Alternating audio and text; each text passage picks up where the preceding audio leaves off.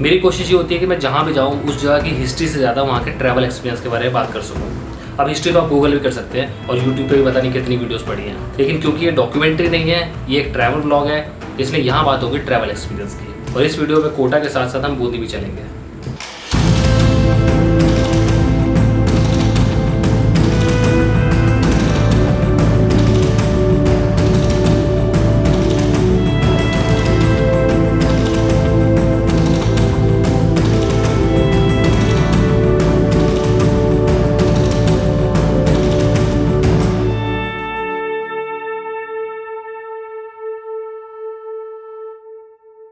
अगर राजस्थान के जोधपुर और जयपुर से भी ज़्यादा पुराना किसी जगह का इतिहास है तो उस जगह का नाम है बूंदी। बूंदी कोटा से करीब 40 किलोमीटर दूर है। ये ट्रिप एक्चुअली बूंदी के लिए प्लान हुआ था, लेकिन लास्ट मोमेंट में हमने डिसाइड किया कि बूंदी से पहले हम जाएंगे कोटा। जाने को तो हम कार से भी जा सकते थे, लेकिन 8 घंटे की ड्राइविंग, 990 रुपये का टोल और कमर दर्द से बचने के लिए हमने ट्रेन को बेहतर समझा। क्योंकि 3 दिन की ट्रिप है और महीने का एंड चल रहा है, इसलिए ज़रूरी है कि ट्रिप बजट में होना चाहिए। इसलिए इस बार ट्रैवल करेंगे हम स्लीपर क्लास में।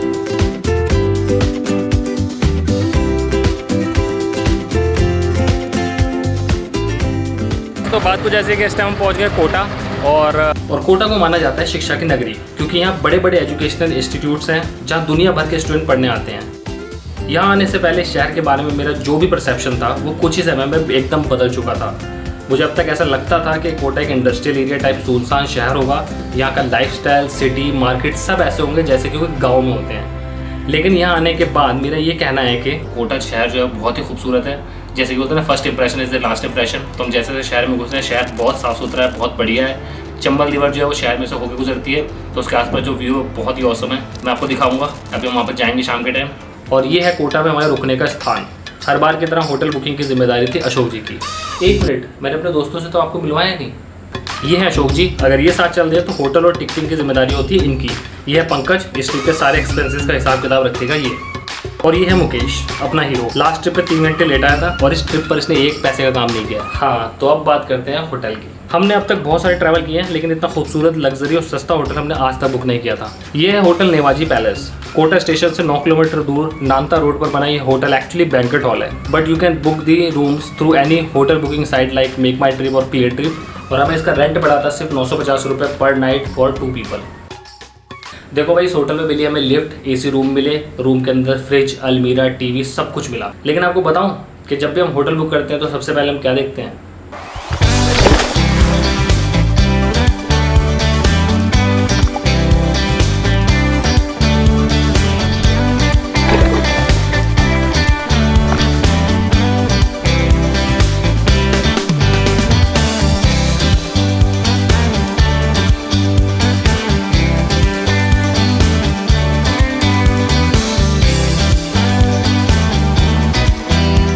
इतने सस्ते रेंट पर अगर स्विमिंग पूल भी मिल रहा है तो फिर क्यों ना रुके इस होटल में। और वैसे भी इस बार का मोटो है ट्रिप बजट में होना चाहिए। Thanks to Ashok ji for booking this beautiful property.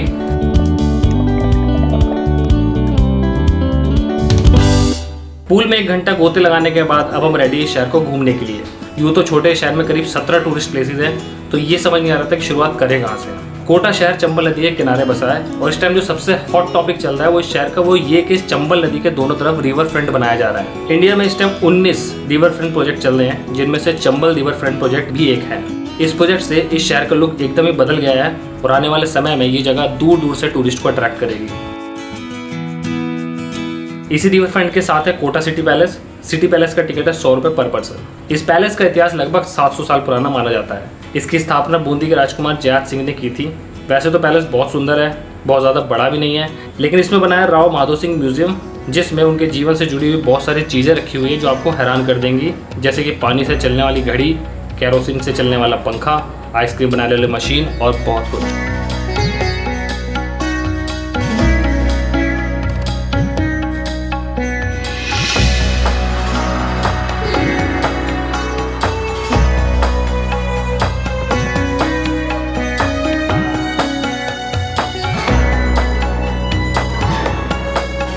तो कभी कभी आता होगा ना दिमाग में, अंग्रेजों के टाइम में बंदूकें कैसे होती थी, तलवारें कितनी लंबी हुआ करती थी, वो शिकार कैसे किया करते थे। इस म्यूज़ियम में आपको वो सब कुछ देखने को मिलेगा और ये सब हथियार एकदम तरीके से चमका कर संभाल कर रखे हुए हैं। ये बारहसिंगा, ये मगरमच्छ की खाल, भैंसे का सर, सब कुछ रियल है।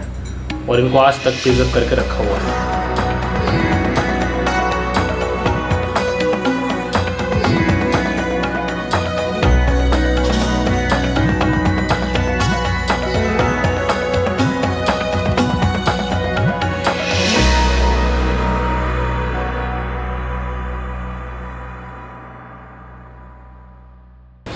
तो गढ़ पैलेस और म्यूज़ियम घूमने के बाद अब हम आ गए हैं चंबल नदी के पास। चंबल नदी कोटा शहर से होकर गुजरती है। बीच में थोड़ा पैसेज बने जहाँ पर आप नदी के ऊपर का व्यू देख सकते हो। तो यहाँ मेरे जस्ट लेफ्ट में डैम है, वो डैम मैं अभी आपको दिखाने वाला हूँ जहाँ से व्यू एकदम ऑसम है।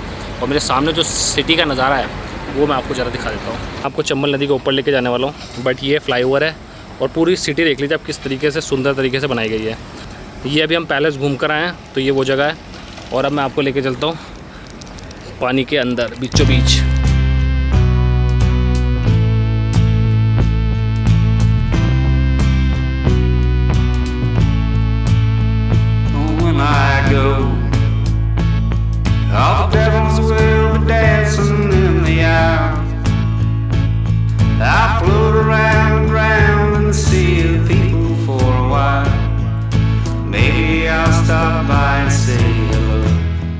चंबल नदी पर बना ये डैम जिसको कोटा बैराज कहते हैं, ये जगह आपके रोंगटे खड़े कर देगी। सड़क के एक तरफ पानी का ऊंचा लेवल और दूसरी तरफ पानी का तेज बहाव। ये जगह इतनी अट्रैक्टिव लगती है कि आपका दिल करेगा कि यही खड़े होकर पानी को देखते रहो। वैसे आप शहर के किसी भी कोने में चले जाओ, ये कोटा थर्मल पावर प्लांट की चिमनी आपको हर वक्त नजर आएगी। तो वैसे बात ऐसी है कि इस टाइम हम पहुँचे हैं किशोर सागर, कोटा की एक वेल नोन और बहुत फेमस टूरिस्ट स्पॉट है। ये सामने मेरे हैं यहाँ पर किशोर सागर, और किशोर सागर के सेंटर में एक जग मंदिर नाम की जगह है जो बलुआ पत्थर से बनी है, बिल्कुल सेंटर में। तो अभी हम ऐसे टिकट लेंगे और बोटिंग करते हैं, वहाँ तक जाएंगे और फिर वहाँ से वो वापस हमें यहाँ पर छोड़ेगा तो सही, लेकिन ये कौन बताया कि जग मंदिर में कैमरा ले जाना मना है। हम जैसे ही बोट में बैठे भैया फैल गए, बोले हम नहीं ले जाने देंगे आपको कैमरा, जाके ऑफिस में कैमरा रख कर आइए। तो फिर वहाँ से फिर हमने अपना मोबाइल निकाला और फिर वही सिनेमैटिक शॉट लेना वहीं से शुरू कर दिया।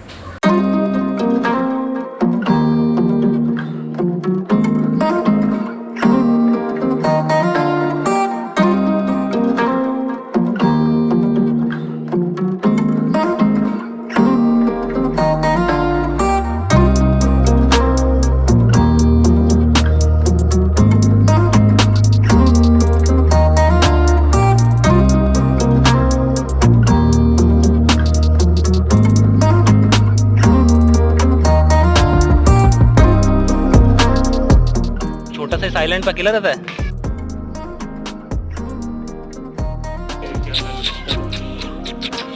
वाह, डरता भी नहीं है। ये खरगोश है और ये देखो दो जानवर हैं।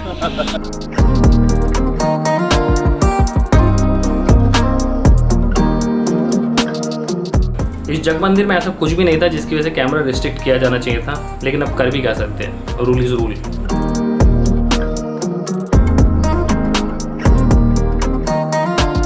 हल्की हल्की बारिश होने के बाद इस वक्त शाम का जो नज़ारा आप देख रहे हैं उसको मेरा कैमरा जस्टिफाई नहीं कर सकता। ऐसे सीन का लुत्फ या तो थिएटर में किसी फिल्म से मिल सकता है या फिर अपनी नज़रों से, और नज़रों से लिया गया लुत्फ आपको तमाम उम्र याद रहेगा। किशोर सागर की दक्षिणी साइड पर बना है 7 वंडर पार्क, जिसमें दुनिया के 7 वंडर्स का रेप्लिका बना हुआ है। तो मैं आपको ये करके दिखाता हूँ कितना खूबसूरत लग रहा है। और एंट्री फीस नॉमिनल 10 रुपये, पार्किंग 5 रुपये और बाकी कैमरा फ्री है।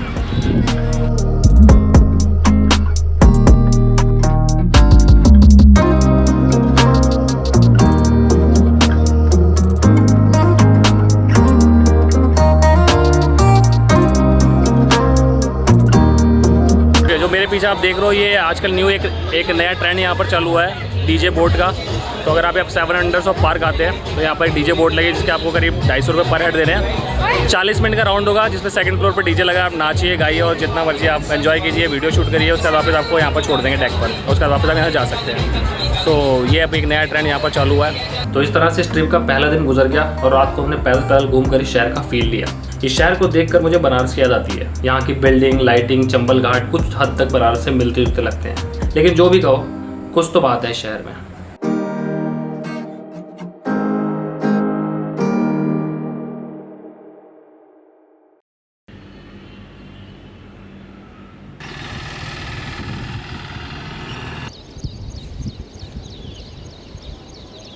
हाय गाइस, तो आज है इस ट्रिप का डे 2 और आज हम निकलेंगे बूंदी के लिए। बूंदी जो है कोटा से करीब 40 किलोमीटर दूर है। तो अब हम यहाँ से सुबह निकल रहे हैं। सुबह के बज रहे हैं 7:30। हमें और अर्ली निकलना चाहिए था, लेकिन हमने पहले सोचा था बस या ऑटो से जाएंगे। बाद में हमने ये डिसाइड करा कि हम स्कूटी पे जाएंगे, मतलब रेंटेड स्कूटी पे जाएंगे। तो हमने 2 स्कूटी रेंट पे लिए हैं, जो अभी आने वाली है। कल कोटा में बहुत बारिश हुई थी, इस टाइम बहुत क्लाउडी वेदर है और हो सकता है कि शायद बूंदी में भी थोड़ी बहुत बारिश हो जाए। तो मैं हूँ, मेरे साथ रोवर बॉयज़। तो चलिए फिर शुरू करते हैं अपना सफ़र बूंदी के लिए।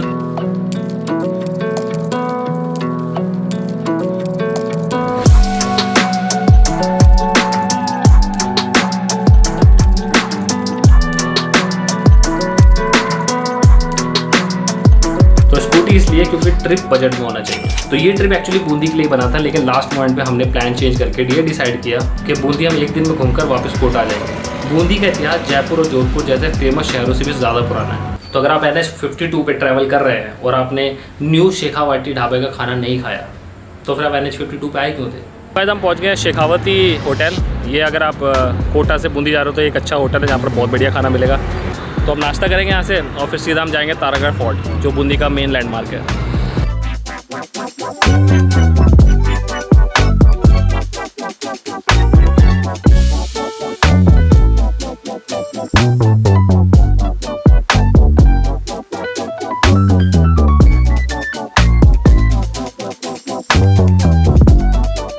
तो इस ढाबे पे ब्रेकफास्ट करने के बाद हम सीधा पहुँचे हैं बूंदी पैलेस। बूंदी पैलेस एक शानदार इमारत और राजपूताना वास्तुकला का अद्भुत उदाहरण है। इस विशाल महल का निर्माण राजा राव रतन सिंह हाड़ा ने 1607 से 1631 के बीच करवाया था। इस किले का टिकट तो सिर्फ 100 रुपये का था, जिसमें 2 लोकेशन और भी इंक्लूडेड है।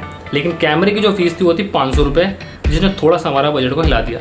ये किला बहुत बड़ा नहीं है। इन दिनों इस किले की मरम्मत का काम चल रहा है और इस किले से बूंदी शहर का जो नज़ारा दिखता है, उससे यहाँ आने के सारे पैसे वसूल हो जाते हैं।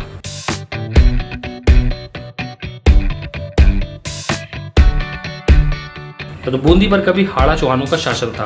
कई इतिहासकारों का यह दावा है कि कभी ये महान हड़ौती साम्राज्य की राजधानी थी, जो अपनी कला और मूर्ति कला के लिए प्रसिद्ध थी। लेकिन 1624 में कोटा अलग हो गया और एक स्वतंत्र राज्य बन गया और इससे बूंदी के पतन की शुरुआत हुई।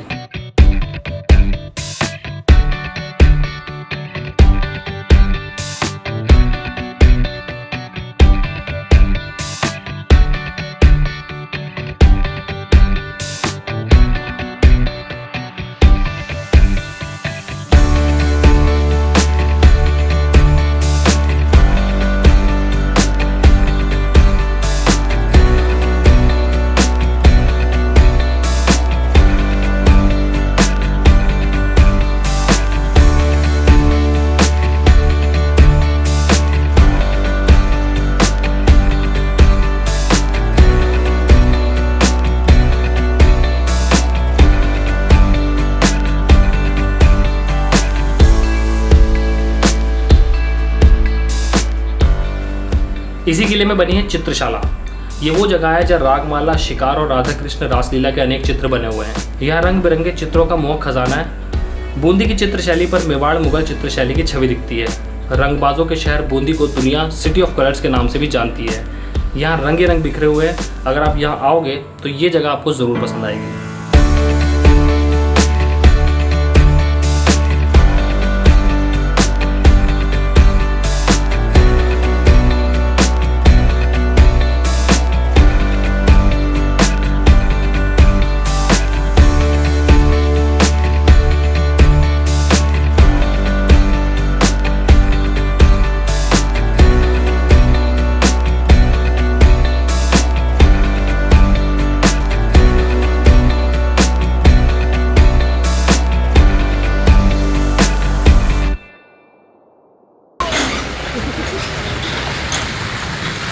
देखते हुए जा रहे हैं। तो गाइस, मैं पहुंचा हूं इस टाइम जैत सागर लेक, और इस लेक की खास बात यह है कि यहाँ पर सिर्फ कमल के फूल हैं।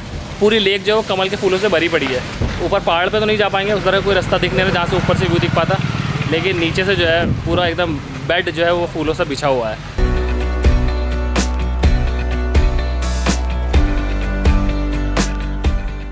फ़ोटो खिंचवाने के लिए जगह काफ़ी अच्छी है, लेकिन इसके अलावा यहाँ पर और कुछ नहीं था। जैत सागर से कुछ ही दूरी पर है शारबाग। ये एक सुनसान मगर दिलचस्प जगह है। इस जगह बूंदी के शासकों के नाम की छतरियाँ बनाई गई हैं। इस छतरियों पे हाथी घोड़े की नक्काशी की गई है। ये जगह बहुत ही अलग सी फील देती है। यहाँ के गार्ड से बात करने में पता चला कि यहाँ आज भी रात के वक्त ऐसा लगता है कि जैसे जिन राजाओं की ये छतरी है वो आज भी यहाँ आते हैं। अक्सर यहाँ अंधेरे में किसी अक्स को घूमते फिरते देखा गया है।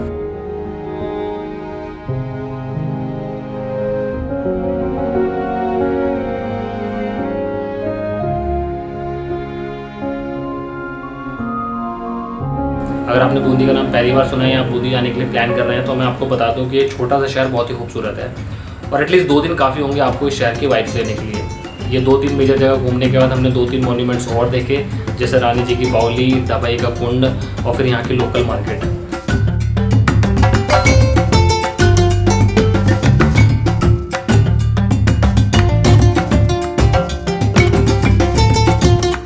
ये छावड़ा ब्यूटी सेंटर पकड़ भाई।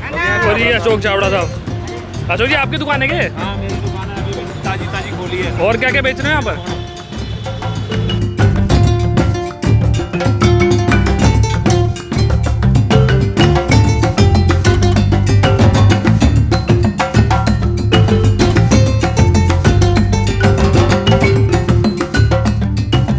यहाँ पर बहुत ज़्यादा महंगाई नहीं है, सब कुछ आपको सस्ते दामों पे मिल जाएगा। क्योंकि हमें कोटा वापस जाना था इसलिए हम शाम तक अब वापस निकल गए और जिस चीज़ का डर था आखिर वही हुआ, बारिश। जैसे जैसे होटल पहुंचे, कपड़े चेंज किए और फिर कूद गए पूल में।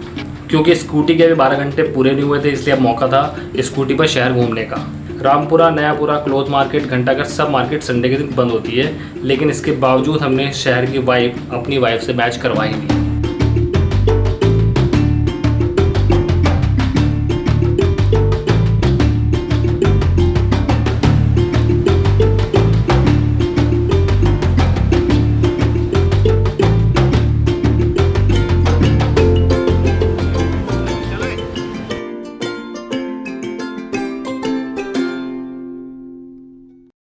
तो अब आता है इस ट्रिप का तीसरा दिन। सोचा तो ये था कि हम सुबह सुबह निकल जाएंगे गरडिया महादेव टेम्पल, जो कि कोटा से करीब 21 किलोमीटर दूर है, लेकिन मौसम खराब था और बारिश सर पर खड़ी थी। ये कह रही थी कि तुम निकलो तो मैं बरसूं, इसलिए हमने गरडिया महादेव टेम्पल जाना स्किप कर दिया और हमने ये डिसाइड किया कि जो भी बचा कुछ टाइम है वो हम यहाँ के बाकी टूरिस्ट स्पॉट देखेंगे और यहाँ की मार्केट एक्सप्लोर करेंगे। क्योंकि शाम को हमें दिल्ली में निकलना था इसलिए हमारे पास करीब हाफ डे था। तो सबसे पहले हम गए सुबह सुबह आधारशिला दरगाह। ये एक अनोखी दरगाह है जो बहुत बड़े पत्थर की चट्टान के नीचे बनी है।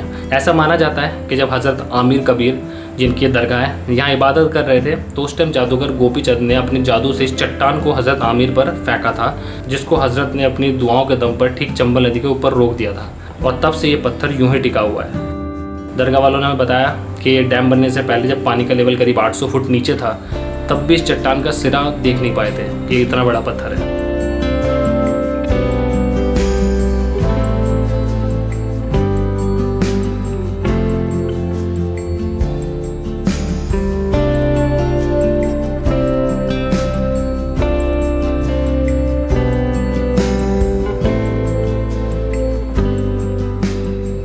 मैंने राजस्थान के बहुत सारे शहर घूमे, लेकिन जो इस सिटी की वाइब है वो एकदम डिफरेंट है। ऐसा मैं इसलिए नहीं कह रहा हूँ क्योंकि मैं वीडियो बना रहा हूँ, इस शहर में घूम कर आया हूँ, बल्कि मैंने इस जगह में वो एक्सपीरियंस किया है। जिस हिसाब से शहर का डेवलपमेंट चल रहा है, मैं गारंटी के साथ कह सकता हूँ कि आने वाले टाइम में जयपुर, जोधपुर, उदयपुर जैसे सिटीज़ को पीछे छोड़ देगा। यहाँ के लोग जो हैं वो बहुत ही शांति प्रिय हैं, जो कि मेहमान नवाजी पर जोर देते हैं। हमारा ट्रिप एक्चुअली बूंदी के लिए प्लान हुआ था, लेकिन बूंदी से ज़्यादा कोटा ने हमारा दिल जीत लिया। यहाँ की सड़कें, गलियाँ, रिक्शे, खाना, सब में एक अलग बात है। अगर आप राजस्थान ट्रैवल करने के बारे में सोच रहे हैं तो I would recommend this place to you. मेरा नाम है सनम खान, मैं दिल्ली से हूँ। इस बार आया था स्मार्ट सिटी कोटा और यहाँ बात कुछ ऐसी है।